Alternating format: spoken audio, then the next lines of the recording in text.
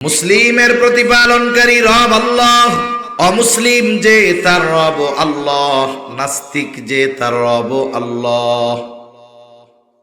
এজন্য গোটা মানব জাতির রব আল্লাহ গোটা মানব জাতিকে উদ্দেশ্য করে তাকওয়া অর্জনের আদেশ দিচ্ছেন। এই জায়গায় তাকওয়া দ্বারা উদ্দেশ্য হলো ঈমান। তার মানে আল্লাহ তাআলা বলেন, হে মানব সম্প্রদায়, তোমরা তোমাদের রবের উপরে ঈমান আনো। তাহলে আল্লাহ তাআলা যখন মানব সম্প্রদায়কে উদ্দেশ্য করে, গোটা মানব জাতিকে উদ্দেশ্য করে তাকওয়ার আদেশ দেয়, এই জায়গায় তাকওয়া দ্বারা উদ্দেশ্য হলো ঈমান আনা। কিন্তু আল্লাহ তাআলা যখন ঈমানদারদেরকে উদ্দেশ্য করে তাকওয়া অর্জনের আদেশ দেন, এই জায়গায় তাকওয়া দ্বারা উদ্দেশ্য ঈমান নয়, বরং তাকওয়া দ্বারা উদ্দেশ্য অন্য কিছু।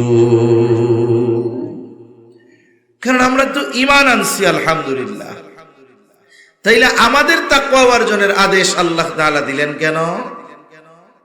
তার মানে এই জায়গায় ঈমানদারদেরকে তাকওয়া অর্জনের আদেশ দিচ্ছেন আল্লাহ, এখানে উদ্দেশ্য ঈমান নয়, বরং এই জায়গায় উদ্দেশ্য হলো কি, এটা বোঝার আগে তাকওয়া শব্দের সর্বাধিক ব্যবহৃত অর্থগুলো আমাদের জানতে হবে।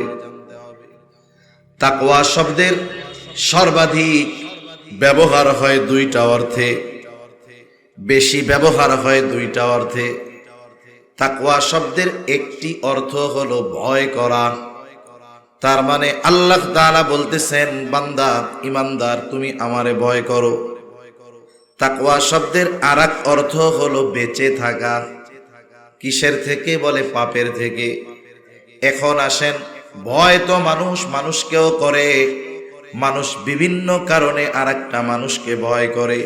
তা আমরা আল্লাহ তাআলাকে যে ভয় করব, এই ভয়ের পদ্ধতিটা কেমন হবে? দুনিয়াতে একটা মানুষ আরেকটা মানুষকে ভয় করে সাধারণত দুই কারণে। কয় কারণে? জোরে কোন। একটা হলো সমাজের সবচাইতে খারাপ, সমাজের সবচাইতে সন্ত্রাসী বড় যেটা, চরিত্রের দিক দিয়ে খারাপ যেটা, ওই ধরনের মানুষকেও মানুষ ভয় করে, কি করে না? খারাপ মানুষরে মানুষ ভয় করার কারণ হইল তার অনিষ্ট থেকে বাঁচার জন্য ভয় করে। এই জন্য কোন ক্ষমতাধর পাওয়ারফুল ব্যক্তি যদি খারাপ হয়, দেখা হইলে মিষ্টি হাসি দিয়ে আসসালামু আলাইকুম দেয়, পিছনে যাওয়ার পরে কয় আল্লাহ মরে নাকে, আর কতকাল সালাম দিব। ঠিক কিনা কোন? তার মানে মানুষ অপর মানুষকে তার খারাপির কারণে ভয় করে, তবে এই ভয়ের সাথে থাকে ঘৃণা। কি থাকে? ঘৃণা থাকে, বদদোয়া থাকে। আবার সমাজের মানুষ অপর মানুষকে ভয় করে কেন? বলে অনেক সময় দেখবেন আপনাদের এলাকার সবচাইতে বড় বুজুর্গ মুত্তাকি পরহেজগার মানুষ যে, উনি যদি কোনো রাস্তায় চলে, দেখা যাবে ওই এলাকার মানুষ যারা ওনার ব্যাপারে জানে, ওনার আগমনে তারা সতর্ক হয়ে যায়। টেলিভিশন চললে বন্ধ করে দেয়, বিড়ি সিগারেট খাইলে ফালায়া দেয়। এক কথায় ওনার আগমনে ভীত হয়ে খারাপ কাজ ত্যাগ কইরা ভালো হয়ে যায়।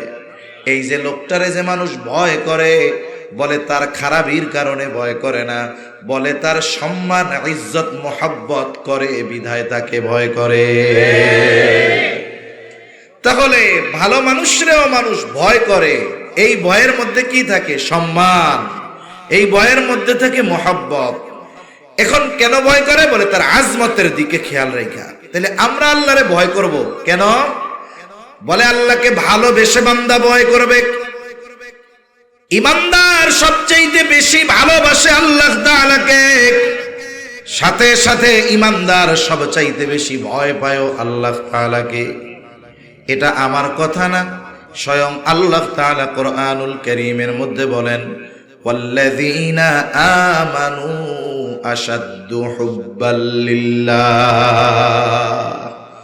যারা ঈমানদার, আল্লাহর জন্য তাদের ভালোবাসা হইল সুদৃঢ় ভালোবাসা, সবচেয়ে বেশি ভালোবাসা। তাহলে তাকওয়া শব্দের প্রথম অর্থ ভয় করা। ভয় করব কাকে? তবে এই ভয় হবে ভালোবাসার সাথে, ঠিক না? দুই নাম্বার অর্থ বলে তাকওয়া শব্দের অর্থ বিরত থাকা, বেঁচে থাকা। কিসের থেকে? বলে আল্লাহ তাআলা যেই বিষয়গুলো মানা করেছে এই বিষয়গুলো থেকে বেঁচে থাকার নাম তাকওয়া। এইবার যদি তাকওয়া শব্দের পরিচয়টা একটু ব্যাখ্যা সহকারে দেওয়া হয়, কি হয় তাকওয়া কারে বলে? বলে আল্লাহকে ভালোবাসার সাথে ভয় করে আল্লাহর নিষেধ সমূহ থেকে বেঁচে থাকার নাম হলো তাকওয়া। তাইলে গোটা মানব জাতিরে যখন তাকওয়ার আদেশ আল্লাহ দেন তখন উদ্দেশ্য ঈমান। কি জোরে বলেন? ঈমানদাররে যখন তাকওয়ার আদেশ দেন তখন উদ্দেশ্য কি? যে ঈমানদার আমি আল্লাহকে ভালোবাসা ভয় তো করবি, সাথে সাথে আমার নিষেধগুলা থেকে বাইচাও থাকবি। আল্লাহ তাআলা এই নির্দেশ আমাদেরকে দিচ্ছেন এই তাকওয়া অর্জনের। তাকওয়া এখন অর্জন করবেন কেমনে? আমরা তাকওয়া অর্জন করব কেমনে? পবিত্র কোরআনুল কারীমের বৈশিষ্ট্যগুলোর মধ্যে একটি বৈশিষ্ট্য হলো আল্লাহ সুবহানাহু ওয়া তাআলা শুধু কোন বিষয়ের নির্দেশ দেন এমনটা নয়, বরং আল্লাহ তাআলা কোরআনুল কারীমে যত বিষয়ের আদেশ দিয়েছেন সব বিষয়গুলো বাস্তবায়ন করার পদ্ধতিও যিনি জানায়া দিলেন তিনি কে? মনে করেন আপনাদের এই তুষখালীর এক লোক জীবনে কোনোদিন ওই সরখালি পার হয় নাই, ওই মোড়ের থেকে বামেও যায় নাই, ফেরিঘাটের দিকেও যায় নাই, ডানে ওই দিকেও যায় নাই, ওই দিক কি ওর জানাও নাই। ওরে যদি আপনি সকালবেলা ওইটা কন তোর কিন্তু এখন ঢাকা যাওয়া লাগবে, ও মনে করবে মরছি, আমার আর বাঁচার কোনো উপায় নাই। কেন? জীবনে ঢাকা যায় নাই। ও আমি সরখালি জীবনে পার হইলাম না, আমার ঢাকা যাইতে কইতেছেন, আমার মরা ছাড়া কোনো পথ নাই। আর আপনি বললেন বেটা থাম, যাইতে কইছি যাবি, কেমনে যাবি? এখানে বাস চলে নাই রোডে। আপনি তারে কইলেন পাথরঘাটার থেকে বাস আসবে, আমি তোর ওই মোড়ের থেকে উঠাইয়া দিব। উঠবি যে উঠবি, আর নামবি না। একেবারে এই বাস সব শেষে যাইয়া যখন সব যাত্রী নাইমা যাবে, ওইখানে গিয়া অমকে আইসা তোরে নিয়ে যাবে। প্রথম বিষয় হলো ওরে যখন আপনি ঢাকা যাইতে বলছেন ওর মনে হচ্ছে আমার জীবন শেষ। যখন পদ্ধতি বইলা দিলেন তখন একটু সহজ লাগতেছে, ও আল্লাহ বাসে ওইটা বইলেই ঢাকা চলে যাওয়া যায়, এত সহজ। এরপরে দেখবেন যখন ওরে ওই জায়গার থেকে সুন্দর মতো বাস কাউন্টার থেকে নামায় নিয়ে গেছে বাসায়, ও ফোন দিয়া বলবে ও কাকা ঢাকা আসা এত সহজ, এ তো আমি আগে জানতাম না, আমি তো ভাবছি কি না কি হবে। তার মানে একটা জিনিস আদেশ করার পর এটা যতটা কঠিন থাকে ওই আদেশ বাস্তবায়নের পদ্ধতি বইলা দিলে ওইটা সহজ হয়ে যায়। ঠিক কিনা বলে? আল্লাহ তাআলা বান্দার প্রতি কত দয়ালু, কত মেহেরবান। আল্লাহ তাআলা শুধু বান্দাকে আদেশ করে তা নয়, ওই আদেশ বাস্তবায়নের পদ্ধতিও আল্লাহ বলে দেয়। এটা আল্লাহ তাআলার পক্ষ থেকে দুই পদ্ধতিতে হয়। কয় পদ্ধতি? একটা হলো আদেশ করার পর সুস্পষ্টভাবে ওই আদেশ বাস্তবায়নের পদ্ধতি আল্লাহ বলে দেয়, আর একটা হলো স্পষ্টভাবে বলে না ঠিক, তবে ইঙ্গিত দিয়া দেয় ওই জায়গায় যাও। প্রথমে ইঙ্গিত দিয়া দেয়, সূত্র দিয়া দেয়। যেমন একটা ছেলে যদি অঙ্কের সূত্র বুঝা মুখস্থ করতে পারে, খালি মুখস্থ না, এই সূত্র বুঝেও মুখস্থ যদি করতে পারে, ওর জন্য অজানা অঙ্ক ওর জন্য সহজ হয়ে যায়। ঠিক কিনা বলেন? কোরআনুল কারীমে একটা হলো সুস্পষ্ট নির্দেশনা, আর একটা হলো সুস্পষ্ট না, তবে আল্লাহ সূত্র দিয়া দিছে। সূত্র কেমনে দিছে? যেমন ঈমানের পরে সবচাইতে গুরুত্বপূর্ণ ইবাদত নামাজ। কি জোরে কোন? নামাজ ঈমানের পরে সবচাইতে গুরুত্বপূর্ণ ইবাদত। নামাজের কথা আল্লাহ তাআলা কোরআনুল কারীমের মধ্যে 82 জায়গায় বলেছেন। আবার এমনটা না 82 জায়গায় বলছেন এই জন্য নামাজ বেশি গুরুত্ব, এমন নয়। বরং আল্লাহ তাআলার আদেশ 10 বার করলেও যেমন গুরুত্ব, একবার দিলেও সমপরিমাণ গুরুত্ব। মুফাসসিরিনে কেরাম বলেন এই 82 জায়গায় আল্লাহ তাআলা একই কারণে নয়, বরং কমপক্ষে 82টা কারণে 82 বার নামাজের কথা আল্লাহ উল্লেখ করেছে। তাহলে নামাজের আদেশ দিয়েছেন আল্লাহ, এই আদেশ আছে কোরআনে। কোথায় আছে? জোরে কোন? কোরআনে। এখন যদি গোটা পৃথিবীর সব আলেমদেরকে দায়িত্ব দেওয়া হয়, নামাজের আদেশ আছে কোরআনে, তাইলে নামাজ যে আমরা পড়ি এই পদ্ধতিটাও কোরআন থেকে বের করে দাও। কিয়ামত পর্যন্ত যদি ওই আলেমদের হায়াত দেওয়া হয়, নবীর হাদিস বাদ দিয়া, নবীর সুন্নাত বাদ দিয়া, শুধু কোরআন থেকে 2 রাকাত ফজরের নামাজ যেইভাবে পড়ি সব মাসালা বের করে দাও, কিয়ামত পর্যন্ত হায়াত যদি পায়, ফজরের 2 রাকাত সুন্নাতের পদ্ধতি শুধু কোরআন থেকে বের করতে পারবে না। অসম্ভব, এটা পারবে না। এজন্য আমাদের দেশে একটা গ্রুপ আছে, আপনাদের অঞ্চলে আছে নাকি জানি না, এটা নতুন নতুন আবিষ্কার হইতেছে। কত কিছু এ দেশে আবিষ্কার হয়, আরবি পড়তে পারে না, দেখা এক লাইন আহলে হাদিস হয়ে যায়। আছে না নাই? আর এক গ্রুপ আসতেছে আহলে কোরআন, বলে হাদিস টাদিস মানি না, নাউজুবিল্লাহ, শুধু কোরআন মানি। নাউজুবিল্লাহ বলেন। কেউ যদি বলে যে শুধু কোরআন মানি, হাদিস মানি না, হাদিস মানে না মানে নবীজির কথা, কাজ, মৌন সম্মতি এগুলা বিশ্বাস করে না, তাহলে বলেন তো কোরআনটা নাজিল কি আল্লাহ কাগজে কলমে লেখা বই আকারে আমাদের কাছে পাঠাই দিছে? কোরআন আসছে কার মাধ্যমে?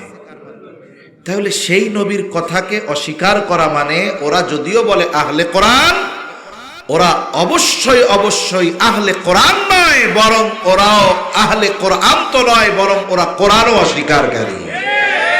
কারণ কোরআন আল্লাহ তাআলা যেই নবীর কাছে পাঠাইছেন, সেই নবীর কথা তারা বিশ্বাস করে না। আর নবীর হাদিস ছাড়া, সুন্নাহ ছাড়া কোরআনুল কারীমের ব্যাখ্যা বিশ্লেষণ বোঝা অসম্ভব, কোনোদিন সম্ভব না। তাহলে নামাজের কথা আছে কোরআনে, নামাজের পদ্ধতি তো কোরআনে নাই। নামাজের আদেশ করেছেন আল্লাহ, নামাজের পদ্ধতি শিখিয়েছেন মুহাম্মাদুর রাসূলুল্লাহ সাল্লাল্লাহু আলাইহি ওয়াসাল্লাম। এই জন্য নবীজি বলেন, সাল্লু কামা রাআইতুমুনি উসাল্লি। নামাজের আদেশ তো আল্লাহ দিলেন, কেমনে সাহাবা একরাম নামাজ পড়বে নবীজি জানায় দিলেন। টেনশন পেরেশানির কোনো কারণ নাই। আল্লাহর নবী বলেন, আমাকে যেভাবে নামাজ পড়তে দেখো তোমরা সেইভাবেই নামাজ পড়ো। কারণ আল্লাহর আদেশ, আল্লাহর আনুগত্য বাস্তবায়ন হবে রাসূলের আনুগত্যের মাধ্যমে। রাসূলকে বাদ দিয়ে আল্লাহর আনুগত্য করবা, এটা শয়তান ছাড়া আর কেউ না, ঠিক কিনা বলে? কোরআনুল কারীমে যত কিছু আছে, যেমন আল্লাহ তাআলা এক জায়গায় বলতেছে, হে ঈমানদার আমার আনুগত্য করো। আমরা জিজ্ঞাসা করলাম, আল্লাহ আপনার আনুগত্য কেমনে করব? আল্লাহ তাআলা বলেন, মাইয়ুতি'র রাসূল ফাকাদ আতা আল্লাহ। যে আমার রাসূলের আনুগত্য করলো সে আমার আনুগত্য করলো। তার মানে আল্লাহর আদেশ বাস্তবায়ন যদি করতে হয়, আল্লাহর আদেশের আনুগত্য যদি করতে হয়, মুহাম্মাদুর রাসূলুল্লাহ সাল্লাল্লাহু আলাইহি ওয়াসাল্লাম ছাড়া সম্ভব নয়। কোরআনুল কারীমে আল্লাহর পক্ষ থেকে যত বিধিবিধান আছে, বিধিনিষেধ যত কিছু আছে, যেই আইনগুলো আছে, আল্লাহ তাআলা আমার আপনার নবী দুনিয়ায় থাকতে থাকতে ওইগুলারে প্র্যাকটিক্যাল নবীর দ্বারা বাস্তবায়ন করাইছেন। চুরি করলে হাত কাটতে হবে, এটার আমল, এটার যে আইন, এটা আল্লাহ নবীর দ্বারা বাস্তবায়ন করেছে। জিনা করলে পাথর মেরে নিক্ষেপ করতে হবে, এই শাস্তি তো ইমানদারদের, অন্য দেশের কাফেরের না। পাথর মেরে হত্যা করতে হবে, বলে আল্লাহ তাআলা আমার আপনার নবীর মাধ্যমে এটার বাস্তবায়ন ঘটাইছেন। এখন যদি আল্লাহর ওই আইনের বাস্তবায়ন ঘটাইতে হয়, জিনা সংগঠিত হইতে হবে কাদের মাধ্যমে? ইমানদারদের মাধ্যমে। নবীর সময় যারা নবীকে ঈমান অবস্থায় দেখছে এরা তো সব সাহাবী, ঠিক না? এজন্য সাহাবায়ে কেরামের মধ্যে একটা দুইটা এই ধরনের ঘটনা আল্লাহ ঘটাইছেন কেন? ঘটানোর মাধ্যমে এই যে আইন, এটার প্র্যাকটিক্যাল আল্লাহ তাআলা এই উম্মতরে দেখায় দেওয়ার জন্য। এজন্য অনেক মানুষ না বুঝা সাহাবায়ে কেরামের সমালোচনা করে। সাহাবায়ে কেরামের মধ্যে দুই একজনের দ্বারা ঘটছে গুনাহ, কিন্তু বলেন তো এই গুনাহ গোপনে ঘটলেও এই গুনাহ কি তারা গোপন রাখছে? গোপন রাখে নাই, বরং নবীজির কাছে আইসা গুনার স্বীকৃতি দিয়া তাওবা করছে। ওই তাওবা আস্তাগফিরুল্লাহর তাওবা করে নাই। ওরাও জানে জিনার তাওবা হলো আমারে পাথর মাইরা মেরে ফেলবে যদি বিবাহিত হয়। নিজের সুনিশ্চিত মৃত্যু জানার পরেও নবীজির কাছে আইসা পাপের কথা নিজে স্বীকারোক্তি দিয়া সেই শাস্তি হাসি মুখে গ্রহণ করছে, তাওবা করছে। আল্লাহ তাদের তাওবাও কবুল করেছে, সুবহানাল্লাহ। এজন্য আমাদের দেশে কিছু ভাইও এরকম আছে, সাহাবায়ে কেরামকে সমালোচনার পাত্র বানায় নিছে। খবরদার, এটা কখনোই করা যাবে। এটা হয়তো আল্লাহ তাআলা আমার আপনার নবীর মাধ্যমে আল্লাহ প্রদত্ত আইনগুলো বাস্তবায়ন কিভাবে হবে এটা দেখানোর জন্য হয়তো তাদের দ্বারা এই ঘটনাগুলো আল্লাহ ঘটাইছে। তবে এই ঘটনার পরে তারা তাওবা করে নাই তা না, বরং খালেস তাওবা করছে। তাদের তাওবা আল্লাহ এমন কবুল করছে, এক সাহাবী জিনা করছে, তারে পাথর মেরে হত্যা করা হয়েছে। যখন তারে কবর দিয়ে আসা হয়েছে, নবীজিও উপস্থিত ছিলেন। ওই সাহাবীর নাম ছিল মায়াজ ইবনে মালিক। তার গুনাহটা গোপন ছিল, তার জিনার কোনো সাক্ষী ছিল না। কিন্তু ওই সাহাবী নবীজির কাছে আইসা নিজের গুনার কথা নিজে স্বীকারোক্তি দিয়েছে। একটা পর্যায়ে তাকে পাথর মেরে হত্যার ব্যবস্থা করা হলো। সে মারা গেল, তাকে জানাজা দিয়ে কবর দেওয়া হলো। নবীজিও উপস্থিত ছিলেন। যখন কবর দিয়ে ফিরে আসতেছে, দুইজন ওই মায়াজ ইবনে মালিকের কবরের দিকে ইশারা করে বলে, হায় রে মায়াজ ইবনে মালিক, লোকটা বড় বোকা, বড় বোকা। গুনাহ করছিল, কেউ জানতো না। নবীর কাছে আসছিল, নবী ফিরায়াও দিছিল। আয়েশা যখন প্রথম জেনার কথা বলছে, নবীজি বলছে যাও আল্লাহর কাছে মাফ চাও, আল্লাহ মাফ করে দিবে। কিন্তু ওই লোকটা চিন্তা করছে, নবীজি তো বলছে প্রত্যেকটা অঙ্গ প্রত্যঙ্গের আলাদা আলাদা জেনা আছে। চোখের জেনা দেখা, হাতের জেনা ধরা, জবানের জেনা বলা, কিন্তু আমি তো স্পষ্ট করে বলি নাই আমি কোন জেনা করেছি। এরপরে সে নবীজির কাছে তার জেনার খোলাসা যখন বর্ণনা করেছে, নবীজি সাথে সাথেই তারে শাস্তি দিয়া দেন নাই। সে যখন নিজের স্বীকারোক্তি বারবার দিয়েছে, সাহাবায়ে কেরামকে নবীজি জিজ্ঞাসা করে এটা পাগল নাকি? কারণ পাগলে উল্টাপাল্টা বহুত কথা কইতে পারে। সবাই বলে না ইয়া রাসূলুল্লাহ পাগল না। আরেকজনে বলে দেখো মদ পান করছে নাকি, কারণ মদ পান করে মাতাল হইলে উল্টাপাল্টা বলতে পারে। পরীক্ষা করা হলো না, মায়াজ ইবনে মালিক মাতাল নয়, স্বীকারোক্তি দিয়েছে, তার সুস্থতা প্রমাণিত হয়েছে। এবার তারে শাস্তি দেওয়া হয়েছে। ওই যে প্রথমে তো সুযোগ ছিল, নবী বলছে যাও আল্লাহ মাফ করে দিবে। ওই কথাটাই ওই দুইজন বলতেছে, দেখো নবীজি তাকে চলে যাওয়ার সুযোগ দিয়েছিল কিন্তু গেল না। এই বোকা নিজের জেনার কথা মানুষের সামনে নবীকে জানায়া দিল, পাথরের আঘাতে তো মরলো, সাথে সাথে সমাজের মানুষও জেনে গেল মায়াজ ইবনে মালিক একজন জেনাকার। কবরের দিকে ইশারা কইরা এই কথা ওই দুইজন বলছে। এই দুই ব্যক্তির কথা নবীজি সাল্লাল্লাহু আলাইহি ওয়াসাল্লাম শুনে ফেললেন। কিছু দূর অগ্রসর হবার পর মরুভূমির মধ্যে একটা গাধা মরে পড়ে আছে, ফুলে গেছে রোদের তীব্রতায়। নবীজি ওই জায়গায় দাঁড়াইলেন, দাঁড়ায় বলে ওই দুই ব্যক্তি কোথায় যারা মায়াজ ইবনে মালিকের কবরের পাশে এই কথাগুলো বলছো? এইবার ওই দুই ব্যক্তি আসছে। আয়েশা বলে যাও ওই যে মরা গাধা, ওইটার গোশত তোমরা খাও। বলেন তো মরা গাধার গোশত হালাল না হারাম? এইবার ওই দুইজন বলে ইয়া রাসূলুল্লাহ এটা তো হারাম। তখন নবীজি বললেন তোমরা তোমাদের ভাই মায়াজ ইবনে মালিকের ব্যাপারে কবরের পাশেই কথাগুলো বলেছো, নবীজি এই কথা বলার পরে ওরা দুইজন বলে, ইয়া রাসূলুল্লাহ, আমরা তো সত্যই বলেছি, সে তো গুনাহ গোপন করার সুযোগ ছিল, করে নাই। বলে, তোমরা তোমাদের ভাই মায়াজ ইবনে মালিকের গীবত করেছো। শুনে নাও, যদিও সে গুনাহ করেছে, তবে আল্লাহর ভয়, আখিরাতের ভয় তার এই গুনাহকে গোপন রাখতে দেয় নাই। সে আল্লাহর ভয়ে গুনার কথা জানিয়েছে, তাওবা করেছে। এই মায়াজ ইবনে মালিকের তাওবা আল্লাহ তাআলা কবুল করেছে।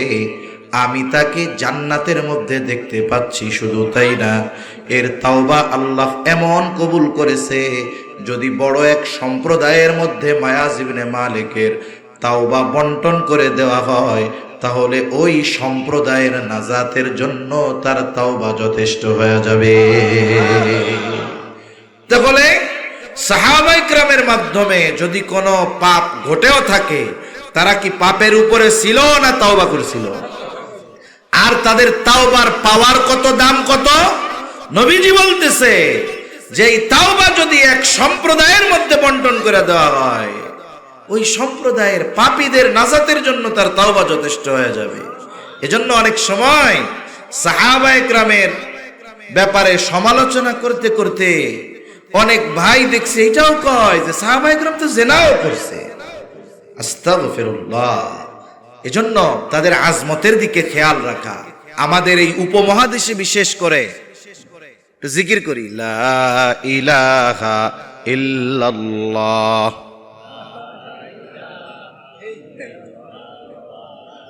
লা ইলাহা ইল্লাল্লাহ, লা ইলাহা ইল্লাল্লাহ, লা ইলাহা, লা ইলাহা ইল্লাল্লাহ, মুহাম্মাদুর রাসূলুল্লাহ। কষ্ট হইতেছে আপনাদের? বিদ্যুৎ যা করতেছে একটু কষ্ট লাগার তো কথা। তাহলে সাহাবায়ে কেরামের সমালোচনা থেকে আমাদের বিরত থাকতে হবে। উপমহাদেশে আমাদের মসজিদগুলোর মধ্যে আমরা দ্বিতীয় খুতবায় সব সময় খতিব সাহেব বলেন, আল্লাহ আল্লাহ ফি আসহাবি লা তাত্তাখিযুহুম গরদাম মিন বাদি। খবরদার, আমার পরে তোমরা আমার সাহাবায়ে কেরামকে সমালোচনার পাত্র বানাবা না। এক কথা থেকে অনেক দূর চলে গেলাম, সব তো আল্লাহর ইচ্ছা। তা বলতেছিলাম যে আল্লাহ তাআলা যেই আদেশ দেন, ওই আদেশ বাস্তবায়ন বান্দা কেমনে করবে সেটাও আল্লাহ বলে দেন। একটা উদাহরণ দিছি যে নামাজের আদেশ আল্লাহ করেছেন, তবে নামাজের পদ্ধতি আল্লাহ কোরআনে বলেন নাই। শিখতে হইছে কার থেকে? নবীর থেকে শিখতে হইছে। আরেকটা দেই, নামাজের মধ্যে রুকু করা ফরজ। রুকু করা কি? আল্লাহ তাআলা বলেন, ওয়ারকাউ মা'আর রাকিঈন, রুকুকারীদের সাথে তোমরা রুকু করো। রুকু শব্দের শাব্দিক অর্থ হইল ঝুঁকা।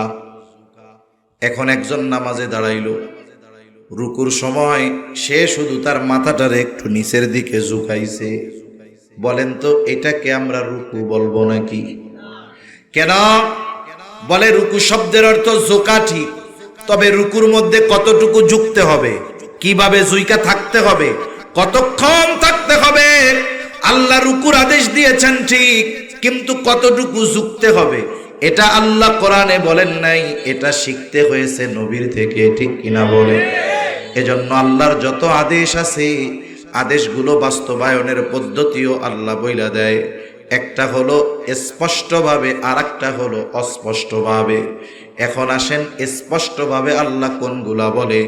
এই যে তাকওয়ার আদেশ আল্লাহ তাআলা কোরআনে দেওয়ার সাথে সাথে এই তাকওয়া অর্জনের পদ্ধতি সুস্পষ্টভাবে যিনি জানায়েছেন তিনি কে? অনেকগুলা পদ্ধতি আছে তাকওয়া অর্জনের, আমরা একটা দুইটা জানি, একটা দুইটা নিয়ে আমরা একটু আলোচনা করি। এক নাম্বার পদ্ধতি, তাকওয়ার আদেশ দিছেন কে? তাকওয়া অর্জন কোন পদ্ধতিতে করতে হবে শিখাইছেন কে? এক নাম্বার পদ্ধতি আল্লাহ তাআলা বলেন, ইয়া আইয়ুহাল্লাযীনা আমানুত্তাকুল্লাহ। আল্লাহ তাআলা বলেন, হে ঈমানদারেরা তোমরা মুত্তাকি হয়ে যাও। ইমানদারদেরকে মুত্তাকি হইতে বলছেন আল্লাহ। এইখানে তাকওয়ার অর্থটা কি হবে? বলে আল্লাহকে ভয় করে আল্লাহর বিধি নিষেধ মেনে চলো। আমরা যদি জিজ্ঞাসা করি আল্লাহ এই ধরনের তাকওয়া কেমনে অর্জন করব, কেমন যেন প্রশ্ন করার আগে আল্লাহ তাআলা জবাব দিয়ে বলেন ওয়াকুনু মা'আস সাদিকিন। আল্লাহ তাআলা বলেন হে ইমানদারেরা, তোমরা যদি মুত্তাকি হতে চাও সত্যবাদীদের সঙ্গী হয়ে যাও। একটা ভালো মানুষের কি খালি একটা গুণ নাকি? অনেক গুণ আছে না? কিন্তু দেখেন আল্লাহ আবেদিন বলেন নাই, আল্লাহ যাকিরিন বলেন নাই, আল্লাহ শাকিরিন বলেন নাই, আল্লাহ সাদিকিন বলছে। সত্যবাদীদের সঙ্গী হয়ে যাও। তার মানে যেই ব্যক্তি আসলে সত্যবাদী হইতে পারে, সাদিক হইতে পারে, বাকি যত ভালো গুণ আছে সবগুলা তার মধ্যে পাওয়া যায়। সুবহানাল্লাহ বলে। তার মানে যে খাঁটি আহলুল্লাহ, যে বাস্তবেই সত্যবাদী সাদিক, তার মধ্যে আবেদের গুণ আছে, তার মধ্যে যাকিরের গুণ আছে, তার মধ্যে শাকিরের গুণ আছে। এক কথায় সকল গুণের সমন্বয়ে একটা মানুষ সাদিক হতে পারে। সুবহানাল্লাহ। নবীর পরে তো আর নবী নাই, ঠিক না? কিন্তু বলেন তো আমার আপনার নবীর পরে এই পৃথিবীর বুকে নবী রাসূলদের হিসাব আলাদা। আমার আপনার নবীর পরে গোটা পৃথিবীর মধ্যে সবচাইতে সম্মানিত ব্যক্তিকে আবু বকর।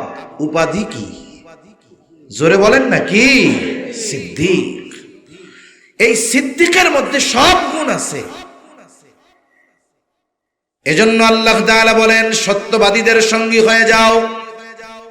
বাস্তবেই যিনি সত্যবাদিতার গুণ অর্জন করতে পেরেছে, আহলুল্লাহ যারা, খাঁটি আহলে হক, পীর মাশায়েখ যারা, এদের মধ্যে আপনি ইবাদতের গুণ পাবেন। সকাল সন্ধ্যা নয় সর্বদা জিকিরের হালতে পাবেন। যেই অবস্থায় আছে আপনি তাদেরকে শুকরগুজার হিসাবে পাবেন। তার মানে আল্লাহ তাআলা এমন এক গুণের কথা উল্লেখ করেছে যেই গুণে গুণান্বিত মানুষের মধ্যে সব গুণ পাওয়া যায়। আমি মাঝে মধ্যে একটা গল্প কই আর কি, এটা জানি কেমন। বলে আগের আমলে কেউ যদি ম্যাট্রিক পাস করতো 5টা লেটার নিয়ে, 5 সাবজেক্টে 80-র উপরে পাইছে, তাহলে 10 গ্রাম পাড়ি দিয়ে এই ম্যাট্রিক পাস করে নেওয়ালা লোকটারে দেখার জন্য মানুষে আসতো, ঠিক না? 10 গ্রাম পাড়ি দিয়ে আসতো যে অমুক গ্রামে একজন 5টা লেটার পাইয়া ম্যাট্রিক পাস করছে। দলে দলে মানুষ তারে দেখার জন্য আসতো। তা এইরকম এক প্রত্যন্ত অঞ্চলে একজন মুরব্বী, সে এখনো তার এই বিশ্বাস যে ম্যাট্রিক আইয়া পাস যে করে সে হলো দেশের সর্বোচ্চ শিক্ষিত মানুষ। ওই সময় কিন্তু উচ্চ শিক্ষা ছিল, তবে এটা শহরে কিছু কিছু জায়গায়। এক লোক শহরে গেছে কষ্ট ক্লেশ কইরা, শহরে গিয়ে যত লেখাপড়া আছে শেষ করছে। ঢাকা ভার্সিটিতে ভর্তি হয়েছে, অনার্স করছে, মাস্টার্স করছে, সাথে সাথে বিসিএস দিছে, তাও সে পাশ কইরা বসছে। এখন সে ডক্টরেট করতেছে। যখন এলাকার মানুষ শুনছে, প্রত্যন্ত অঞ্চলের মানুষ, ওইখানে শিক্ষিত মানুষ নাই, যে আমাদের গ্রামে একজন লোক দেশের সবচেয়ে বড় শিক্ষিত মানুষ সে এলাকায় আসতেছে, এইবার মানুষ দলে দলে বাড়িতে আসছে তারে দেখার জন্য, যে দেশের সর্বোচ্চ শিক্ষিত মানুষ। দেখে দেখে চলে গেছে। এখন ওই মুরব্বী দাঁড়ায় রয়েছে। কোন মুরব্বী? যেই মুরব্বী জানে ম্যাট্রিক আইয়া পাশ করলে অনেক বড় শিক্ষিত। এখন মুরব্বী লোকটারে জিজ্ঞাসা করতেছে, বাজান শুনলাম তুমি অনেক বড় শিক্ষিত, তা তুমি কি কি লেখাপড়া করছো? যে হায়ার এডুকেশন সম্পন্ন করছে, উচ্চ শিক্ষা অর্জন করছে, সে কি এই কথা বলবে যে আমি অন্যে ভর্তি হয়েছিলাম, পাশ কইরা 2 পাশ কইরা 3 পাশ কইরা 4? তার কি সে প্রাইমারি লেভেলের লেখাপড়ার কথা বলবে? হাই স্কুল লেভেলেরটা বলবে? ও কমপক্ষে অনার্স লেভেল থেকে শুরু করবে। যে বলবে আমি ঢাকা ইউনিভার্সিটি থেকে অনার্স মাস্টার্স করছি, বিসিএস দিছি, সাথে সাথে অমুক সাবজেক্টের উপরে আমি পিএইচডি করতেছি। তার শিক্ষাগত যোগ্যতার পরিচয় দেওয়ার সময় সে তো ম্যাট্রিক আর আইয়া পাশের কথা কয় নাই। এবার মুরব্বী একটু ই করে কয়, এত পড়ালেখা করলা, ম্যাট্রিক আইয়া পাস করছিলা? বুঝেন নাই কথা মনে হয়। এখন বলেন তো, যেই লোক মাস্টার্স কমপ্লিট করছে সে যদি ম্যাট্রিক আইয়া পাস না করত, তাইলে ওই পর্যন্ত যাওয়ার যোগ্যতা তার হইতো নাকি? তার মানে কি, যিনি বিএ পাস করছে, এমএ পাস করছে, বাকি নিচের সব সার্টিফিকেট তার থৈলার মধ্যে আছে, ঠিক কিনা বলে? বলে যে সাদিকিনদের অন্তর্ভুক্ত হতে পারছে, তার বাকি সব ভালো গুণ তার পকেটের মধ্যে আছে। এজন্য আল্লাহ এমন এক গুণের কথা উল্লেখ করছে যে ওই গুণের মানুষের কাছে গেলে বাকি সব ভালো গুণ তার থেকে পাওয়া যাবে।